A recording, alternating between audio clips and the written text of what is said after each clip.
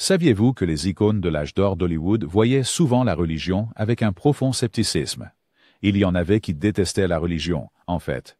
Aujourd'hui, nous explorerons les véritables croyances de ces légendes du cinéma, dont l'athéisme et l'agnosticisme ouvert ont contribué à redéfinir les vues de la société pendant une des périodes les plus conservatrices de l'Amérique. Claude Rains. Derrière la voix suave du capitaine Renault dans Casablanca, Claude Rains entretenait un scepticisme sophistiqué envers la religion. Né dans une pauvreté extrême à Londres, il remarqua que les églises restaient souvent chauffées, tandis que les hospices gelaient, formant son opinion de toujours que la foi croisait rarement la charité de manière significative. Son scepticisme était discret, mais certain. Les collègues se rappelaient avec quelle grâce Rains écartait les conversations sur le paradis, se contentant de sourire et de dire « Les acteurs ont déjà leur au-delà, sur la pellicule ». Cette élégante esquive en disait long. Même ses lettres personnelles à sa fille décrivaient sa vision. Les églises n'offraient ni chaleur, ni véritable réconfort. À Hollywood, son aversion à la doctrine religieuse était subtile, mais omniprésente. Il refusait notamment les études bibliques parrainées par le studio, et lorsque la tragédie frappait, comme le décès de sa première épouse, il insistait pour des cérémonies strictement laïques. Professionnellement, il préférait les scénarios qui examinaient la moralité sans invoquer le jugement divin. Des films comme Here Comes Mr. Jordan et Angel on My Shoulder reflétaient sa conviction que les luttes de la vie se résolvaient par la résilience humaine plutôt que par les prières ou la providence. Hors écran, Rains parrainait discrètement des bourses, soulignant que c'était l'opportunité, et non la providence, qui était le véritable catalyseur du changement. Bien que ferme dans son incrédulité, il n'était ni hostile ni méprisant envers ceux qui avaient des croyances religieuses. Il considérait simplement que la religion était inutile, un costume qu'il n'avait aucune envie de porter. Cette posture subtile, mais claire, définissait sa rébellion silencieuse contre le statu quo religieux. Joseph L. Mankiewicz. Au cœur de l'âge d'or d'Hollywood, Joseph L. Mankiewicz a écrit des scénarios avec une perspective humaniste, intransigeante. Élevé dans un foyer intellectuel juif, Mankiewicz a tôt fait de rejeter les dogmes religieux qui l'entourent. Influencé par des penseurs tels que Voltaire et Darwin, il griffonnait des notes critiques sur les doctrines religieuses dans les marges des livres, remarquant célèbrement « Dogme, excellent pour le dialogue, terrible pour la vérité ». Ses films, y compris des classiques comme All About Eve et A Letter to Three Wives, présentaient des personnages confrontés à des choix réels, plutôt qu'attendant des miracles. Il mettait constamment en avant la responsabilité personnelle et la prise de décision rationnelle comme pierres angulaires de la moralité. Les mémos du studio révèlent son mépris ouvert pour les activités religieuses obligatoires. Il a refusé avec humour d'assister aux prières de Noël du studio, déclarant que les conférences de scénario étaient suffisamment supplicatives. Cet esprit cachait des convictions sérieuses. La morale venait de la raison, jamais de la révélation. Pendant les jours les plus sombres d'Hollywood, l'ère McCarthy, Mankiewicz a défendu avec passion les écrivains sur liste noire, plaidant éloquemment pour la liberté de penser et critiquant la persécution gouvernementale comme un écho sinistre des inquisitions religieuses. Pour lui, la liberté artistique était primordiale, et toute conformité religieuse imposée était intrinsèquement destructrice. Tard dans sa vie, il plaisantait. « S'il y a une vie après la mort, je déposerai une réécriture », renforçant subtilement sa conviction que l'immortalité réside dans les histoires durables, non dans une vie après la mort. Pour Mankiewicz, la pensée rationnelle et la créativité humaine étaient infiniment plus significatives que le dogme religieux, une conviction clairement reflétée dans son œuvre convaincante. John Huston. Le scepticisme de John Huston envers la religion était profondément ancré dans son expérience personnelle et son observation directe du caractère aléatoire de la vie. Né dans une famille d'artistes, Huston a rapidement appris que la vie n'offrait aucun ordre divin préétabli. À seulement 15 ans, après avoir survécu à une pneumonie presque fatale, il a conclu fermement que l'existence était fondamentalement chaotique, non ordonnée divinement.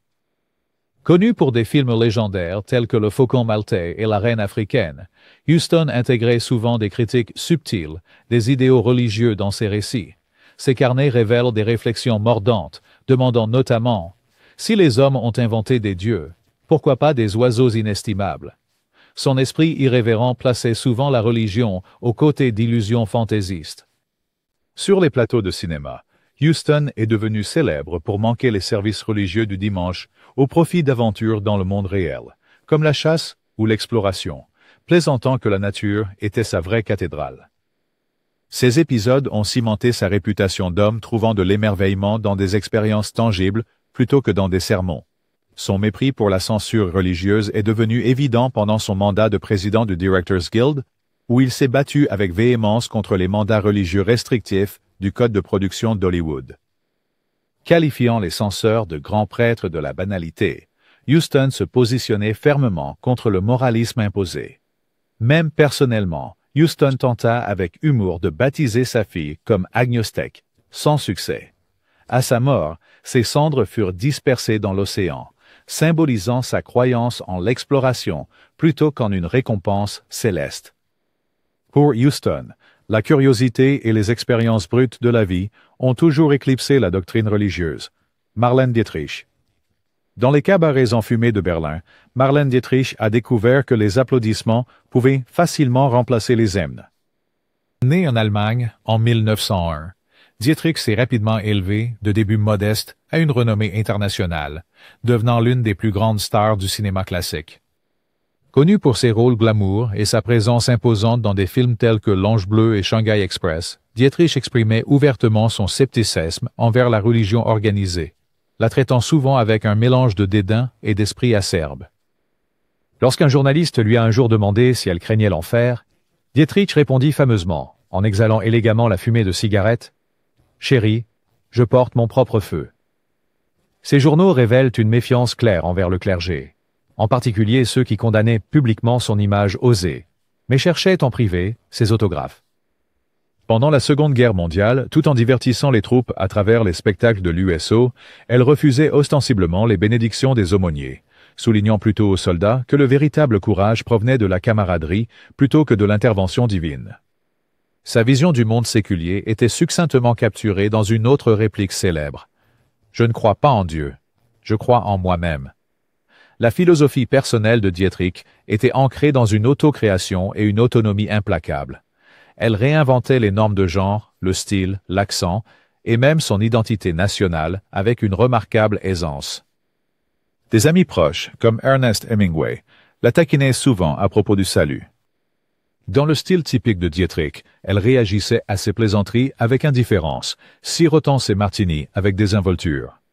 Pourtant, malgré son image publique de rébellion glamour, Dietrich manifestait en privé de profonds standards éthiques, faisant discrètement des dons aux réfugiés juifs fuyant la persécution nazie, démontrant sa conviction que la morale n'exigeait pas d'auréole. Dans ces dernières années, un exemplaire usé de Nietzsche se trouvait près de son lit, annoté soigneusement à côté d'un passage sur le dépassement de soi, ses notes marginales disant simplement « Exactement, Bette Davis ». De son regard perçant à son esprit acéré, Bette Davis a constamment défié les normes d'Hollywood, notamment en ce qui concerne la religion. Née dans une famille protestante rigide en 1908 dans le Massachusetts, Davis observa rapidement les contradictions inhérentes à la dévotion religieuse. Les prières d'enfance avant les repas ne résolvaient pas les factures impayées, éveillant son scepticisme permanent envers la foi institutionnalisée. L'observation précoce de Davis s'est épanouie en une profonde irrévérence. Tout au long de sa carrière légendaire, notamment dans des films comme All About Eve et maintenant Voyager, elle incarnait des femmes indépendantes et complexes, renforçant son mépris personnel pour les platitudes pieuses. Hollywood amplifiait encore le scepticisme de Davis. Témoin des dirigeants de studios invoquant la droiture religieuse, tout en exploitant sans pitié les talents, Davis a publiquement rayé la façade sanctimonieuse de la religion. Fameusement, pendant une scène de dévotion sur le plateau de Now, Voyager, elle remarqua sarcastiquement « Si la Providence s'en mêlait autant, nous n'aurions jamais besoin de refaire des prises. » Une telle critique ouverte soulignait sa conviction que la foi religieuse servait souvent davantage de décor dramatique que de véritable boussole morale.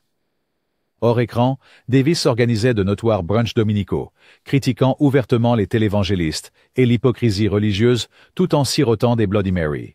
Ses amis se souviennent de ces rassemblements de manière vivace, ses opinions tranchées étant aussi enivrantes que ses cocktails. Pourtant, Davis n'était pas agressivement hostile envers les croyants. Au lieu de cela, elle restait est restée nettement insensible. Lors d'une interview où on l'a interrogée sur ses opinions religieuses, elle a répliqué « Les églises ne me dérangent pas. » Bonne acoustique pour un monologue. Des lettres privées à son amie Olivia de Haviland ont révélé les doutes plus profonds de Davis sur les notions religieuses traditionnelles de l'au-delà, plaisantant avec humour. Qui ferais-je? Répéter, sa boussole morale indiquait constamment le travail acharné et l'honnêteté brutale. Les agents invoquant des bénédictions divines pour justifier son talent étaient immédiatement écartés, remplacés par des professionnels qui comprenaient que le métier, par la prière, définissait le succès. Dans sa dernière bataille contre le cancer, Davis refusa le réconfort religieux, notant célèbrement « Pas de prière, juste de la morphine ».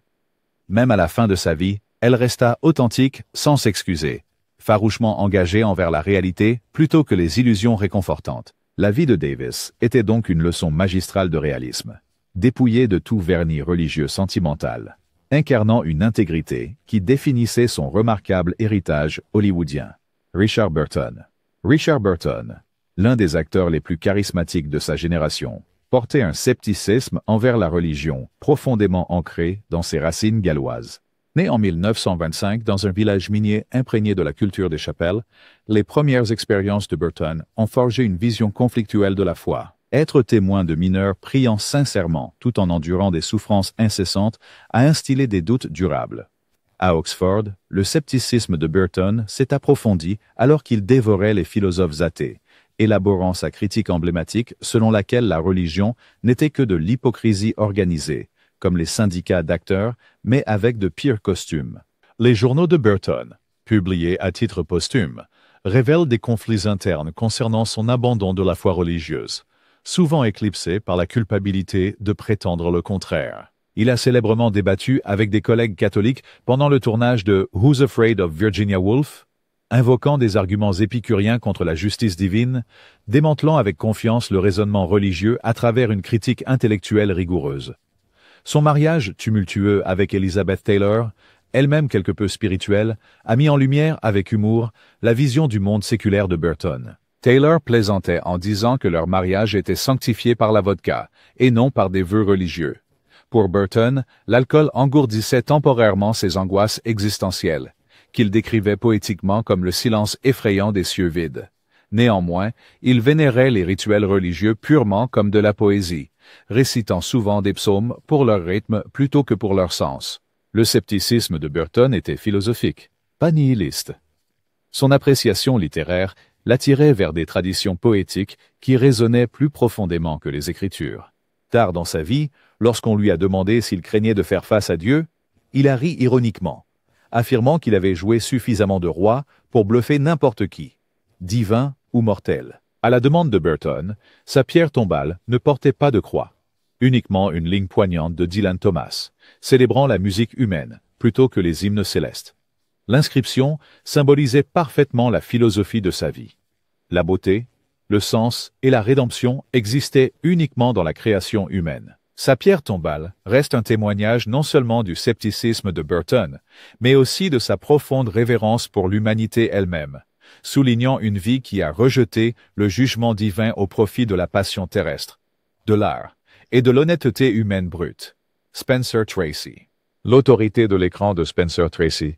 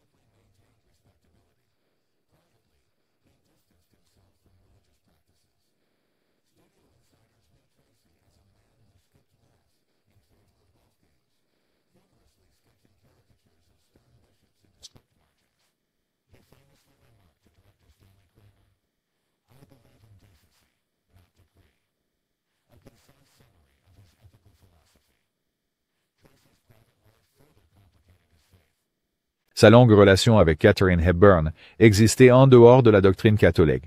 Pourtant, Tracy a refusé de divorcer de sa femme en raison de ses convictions catholiques persistantes. Ce paradoxe personnel soulignait sa position nuancée, souvent ambivalente envers l'orthodoxie religieuse. Vers la fin de sa vie, souffrant d'une grave maladie, Tracy demanda explicitement à Hepburn de tenir les prêtres à l'écart, insistant sur sa détermination à affronter la mort sans réconfort religieux. Hepburn respecta sa demande, honorant la dernière affirmation de l'autonomie personnelle de Tracy sur la foi institutionnelle. Malgré son scepticisme, les objets personnels de Tracy comprenaient un chapelet discrètement rangé dans un tiroir, symbolisant sa relation complexe avec la foi. Toute sa vie a incarné une apostasie silencieuse, jamais totalement détachée de ses racines religieuses, mais jamais totalement les embrassant.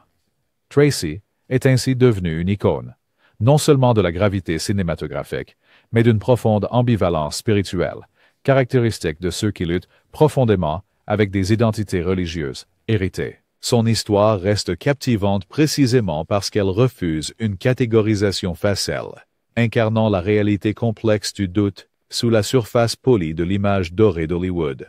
Tallulah Bankhead. Tallulah Bankhead incarnait l'irrévérence non seulement sur scène et à l'écran, mais aussi dans son rejet sans concession de la religion. Née dans une famille épiscopalienne politiquement éminente en Alabama en 1902, Bankhead a rapidement rejeté les traditions religieuses de son enfance pour l'excitation et la liberté libérale du quartier théâtral de New York. À l'âge de 18 ans, Bankhead avait déjà rejeté la religion comme une absurdité, en les comparant avec humour à des corsets inconfortables.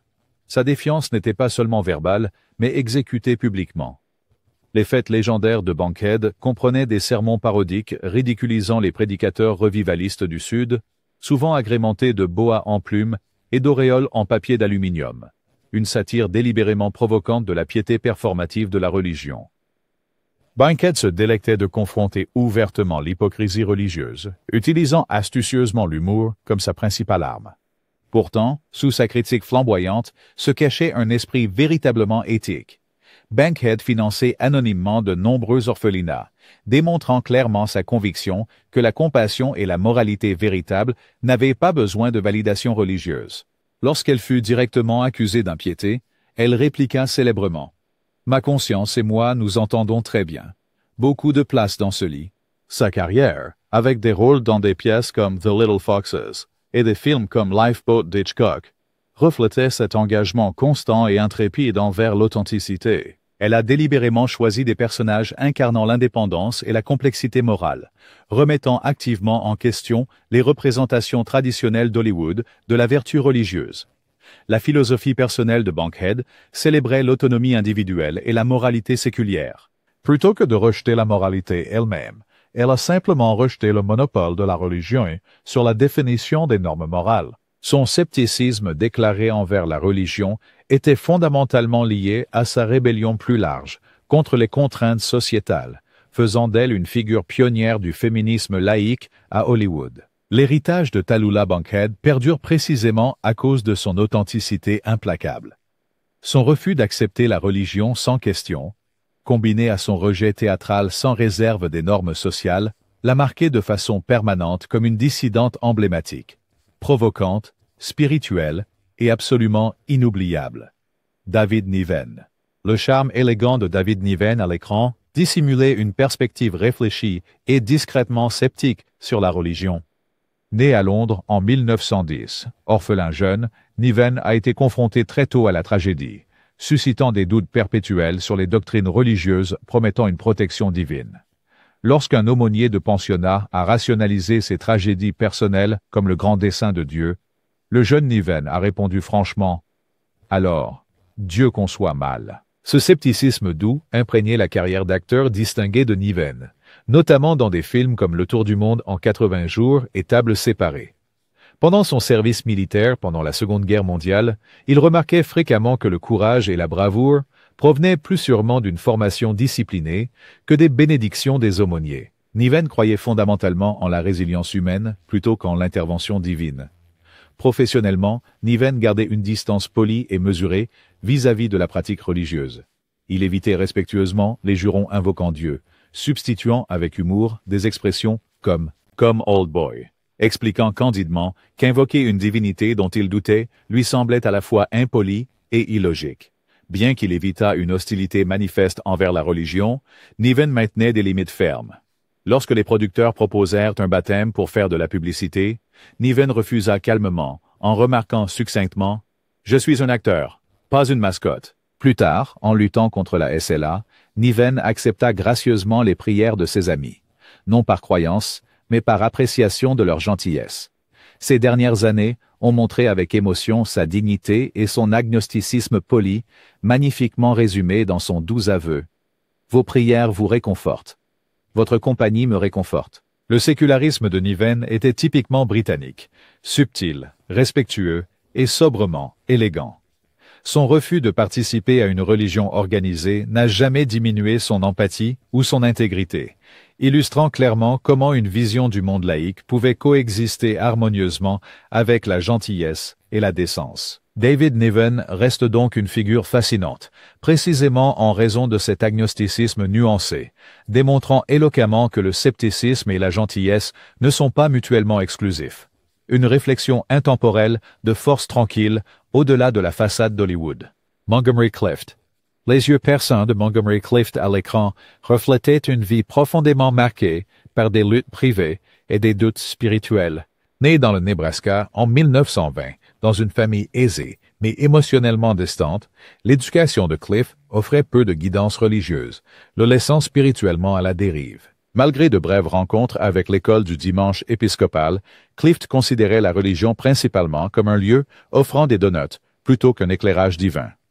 Ses premières expériences ont nourri un scepticisme qui se manifesterait plus tard de manière marquante dans ses performances. Les angoisses adolescentes concernant la sexualité, l'identité et la mortalité ont intensifié le tourment personnel de Clift. Cependant, les enseignements religieux lui apportaient peu de réconfort.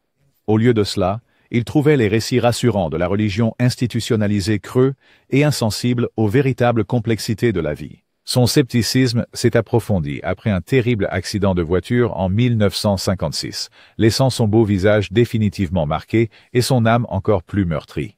Les entrées de son journal de cette époque capturent de manière poignante son angoisse. Si un Dieu aimant écrit cette douleur, la distribution est mal choisie. Les films de Clift, tels que La loi du silence, où il a incarné un prêtre tourmenté, et Une place au soleil, faisaient écho à ses luttes existentielles personnelles. À l'écran, les critiques ont salué ses performances profondément émotionnelles, mais ses amis ont reconnu que ses interprétations puissantes puisaient directement dans son tourment personnel et sa profonde méfiance envers les filets de sécurité religieux. Et pour Clift, jouer la comédie était une authenticité, au milieu de circonstances imaginaires, alors que la religion semblait souvent fallacieuse dans la réalité même. En privé, il étudiait Kierkegaard et la philosophie existentialiste, trouvant une validation dans le doute, plutôt qu'un réconfort dans la foi. Hospitalisé après son accident, Clift a notamment refusé les visites de l'aumônier, disant franchement aux infirmières « La douleur est une compagnie suffisante ». Ses sentiments exprimèrent clairement son engagement envers la vérité brute de la réalité plutôt que vers des illusions réconfortantes. Le scepticisme de Clift envers la religion était profondément introspectif, façonné par une expérience authentique plutôt que par un mépris intellectuel. Sa vie, marquée par une honnêteté émotionnelle profonde et un questionnement incessant, symbolisait les courants sous-jacents d'incertitude existentielle d'Hollywood sous sa façade glamour. L'héritage durable de Montgomery Clift reste lié à son exploration sans compromis de la vulnérabilité humaine, une vulnérabilité qu'il a courageusement embrassée, précisément parce qu'il manquait de consolation religieuse. Marilyn Monroe.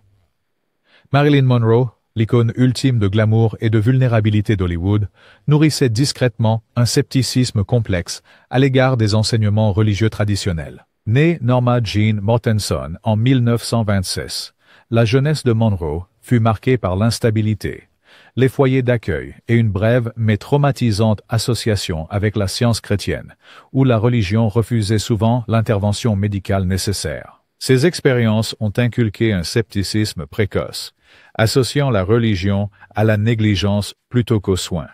Sa vie adulte a continué ce schéma de remise en question et d'agitation spirituelle. Le mariage avec le dramaturge Arthur Miller en 1956 l'a introduite au judaïsme laïque. Mais l'adhésion de Monroe était culturelle plutôt que spirituelle. Elle se décrivait avec humour comme une agnostique juive, signalant son ambivalence envers toute institution religieuse, promettant des vérités absolues. Des enregistrements privés révèlent que Monroe admet franchement: « Je ne pense pas qu'il y ait quelqu'un qui nous écoute là-haut », renforçant son doute fondamental sur la certitude religieuse. Sur le plan professionnel, l'image de Monroe était fréquemment manipulée par les codes de moralité religieuse d'Hollywood. Les dirigeants de studios organisaient des séances photos lors des services du dimanche pour renforcer son image publique. Occasion que Monroe moquait en privé, plaisantant avec humour après coup sur le fait de prier seulement pour un meilleur éclairage. Sa rébellion constante contre la conformité religieuse imposée montrait son esprit vif et son indépendance sous la piété artificielle de Hollywood. Profondément curieuse intellectuellement, Monroe s'est engagée largement avec la psychologie freudienne et la littérature existentialiste, façonnant profondément sa vision laïque du monde.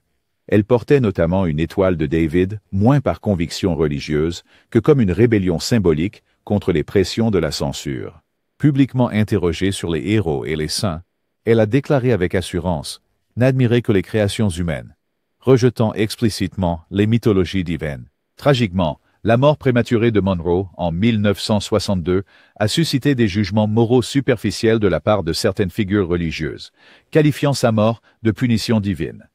Les amis qui connaissaient intimement ses luttes savaient la vérité.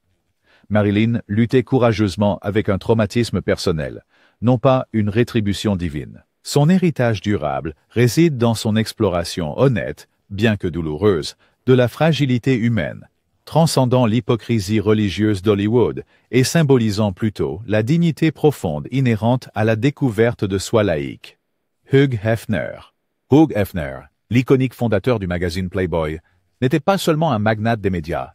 Il était un critique culturel de premier plan qui rejetait ouvertement le rôle de la religion traditionnelle dans la société. Né dans une famille méthodiste conservatrice en 1926 à Chicago, Hefner remit rapidement en question les doctrines restrictives des institutions religieuses, les reconnaissant comme des mécanismes de contrôle social plutôt que des chemins vers la vérité. Tout au long de sa vie, Hefner a exprimé ouvertement son scepticisme envers la religion. Il a décrit la foi religieuse comme un outil de contrôle, pas un moyen de comprendre l'univers. De telles critiques, sans ambiguïté, soulignaient son engagement de toute une vie envers la liberté individuelle, l'enquête rationnelle et l'expression personnelle, contrastant nettement avec la morale religieuse traditionnelle. Le manoir Playboy de Hefner est devenu un forum légendaire pour l'exploration intellectuelle, accueillant régulièrement des débats et des discussions qui défiaient les normes sociétales, les doctrines religieuses et les lois sur la censure. Ces dialogues reflétaient la conviction fondamentale de Hefner que la vérité émergeait par la pensée libre et la discussion rationnelle plutôt que par le dogme religieux. Sa défense de la libération sexuelle et de la liberté d'expression était fondamentalement ancrée dans sa philosophie laïque, affirmant la créativité humaine et la raison comme guide supérieur de la vie. Ses magazines et sa philosophie personnelle ont considérablement influencé le paysage social américain, remettant directement en question les doctrines religieuses conservatrices concernant la moralité et la sexualité. Hefner a constamment plaidé pour l'humanisme laïque, soulignant la raison, l'empathie et la liberté intellectuelle comme des principes centraux d'une vie significative. Malgré l'opposition véhémente de groupes religieux le qualifiant d'immoral, Hefner a calmement défendu les valeurs laïques, affirmant que la véritable moralité découlait de la responsabilité personnelle plutôt que religieuse. Conformité. Ces arguments clairs et rationnels ont remodelé les attitudes américaines envers la sexualité, la liberté et les droits individuels, laissant un héritage durable plaidant pour des valeurs laïques comme fondamentalement humaines. Le scepticisme de Hefner envers la religion organisée n'était ni subtil ni apologétique. Il était fièrement proclamé et défendu intellectuellement. Jusqu'à sa mort en 2017, il a constamment promu des valeurs séculières de raison, de pensée critique et d'autonomie personnelle, influençant profondément la conscience culturelle évolutive de l'Amérique, bien au-delà des étagères de magazines qu'il occupait fameusement. Cloris Leachman. La carrière d'actrice remarquable de 7 décennies de Cloris Leachman, riche en distinctions, incluant 8 Emmy et un Oscar, reflétait son engagement de toujours envers la pensée indépendante et le scepticisme à l'égard des religions organisées. Né en Iowa en 1926, Leachman a rapidement rejeté le dogme religieux, privilégiant l'expérience personnelle et la recherche rationnelle comme fondement éthique. Son scepticisme était discrètement persistant, souvent exprimé avec son humour caractéristique et sa franchise. Tout au long de sa carrière, Leachman a ouvertement remis en question la validité et la nécessité des enseignements religieux traditionnels, disant avec humour « J'aime réfléchir par moi-même. Je n'ai pas besoin d'un livre de règles. » Sa vision du monde pragmatique mettait l'accent sur les expériences tangibles, les connexions humaines directes et la compréhension rationnelle plutôt que sur les doctrines spirituelles abstraites. Elle rejetait systématiquement les promesses de certitude de la religion, préférant l'ambiguïté inhérente de la vie et complexité. Dans des rôles à la télévision et au cinéma, tels que dans La Dernière Séance et la sitcom acclamée The Mary Tyler Moore Show, Leachman incarna des femmes profondes, complexes et d'une indépendance farouche, des personnages reflétant souvent sa propre éthique personnelle. Ses rôles défiaient les stéréotypes culturels et les normes sociétales, renforçant sa critique plus large de la religion comme étant restrictive plutôt que libératrice. Hors écran, Leachman a refusé les rituels religieux, préférant s'appuyer sur la science, la logique et l'intuition personnelle. Les interviews mettaient souvent en avant son humour sceptique, se moquant gentiment des superstitions et des doctrines religieuses. Sa franchise résonnait avec les audiences, naviguant dans des doutes et un scepticisme similaire face aux pressions sociales vers une conformité religieuse. Son humour n'était pas simplement méprisant, mais profondément libérateur, mettant souvent en lumière les absurdités inhérentes aux dogmes religieux. Elle prônait l'authenticité personnelle plutôt que la conformité, démontrant constamment que la moralité, la compassion et le sens pouvaient prospérer indépendamment des systèmes de croyances institutionnalisés. L'héritage de Leachman perdure précisément à cause de cette honnête authenticité. Son scepticisme était rafraîchissant de clarté, dépourvu d'amertume ou d'antagonisme, célébrant la liberté individuelle, la pensée critique et la sagesse pratique plutôt que la conformité religieuse. Cloris Leachman reste une icône durable, non seulement pour ses réalisations extraordinaires dans sa carrière, mais aussi comme un exemple de laïcité intelligente et compatissante dans l'histoire du divertissement américain. Warren Mitchell.